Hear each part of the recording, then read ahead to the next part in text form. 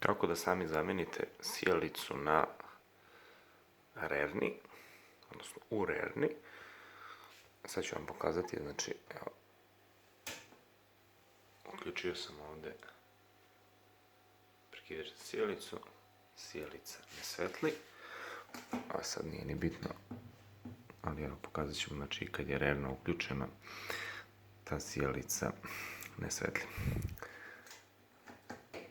Ništa, hajde sad da pogledamo kako, gde se nalaze sijalice i kako da je sami zamenite. U pitanju je Electrolux ugradna rerna.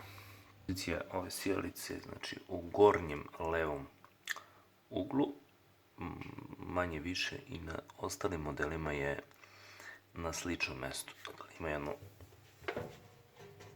staklenu kapicu i u gornjem uglu se, dakle, nalazi sijalica. Potrebno je da sijalicu uzmete i da samo povučete na dole.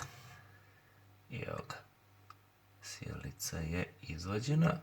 Neki put zna da bude malo teže, ali u principu to je to. Sijalica je od 40 W.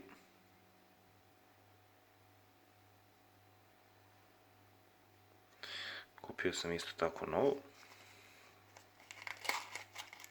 Cena sijalice, konkretno ova koju sam ja kupio, je 110 dinara.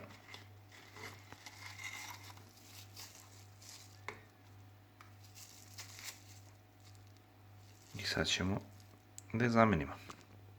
Ova zamenska sijalica ima malo drugačije, dakle, ove pinove, ali to ne bi trebalo da pravi bilo kakve probleme. Dakle, ova je nova, a stara sijalica je imala ovakve, ali to je sve jako slično, tako da neće biti problema prilikom montaže.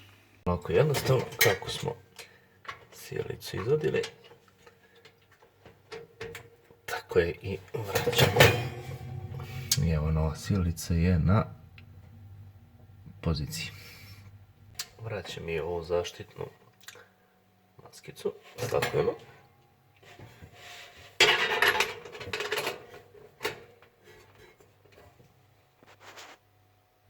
I evo na kraju da probamo da vidimo da li smo odradili posao kako treba, da li je naša sijalica ponovo svetlili u rerni. Dakle, idemo gore, položaj za svetlo samo i evo ga.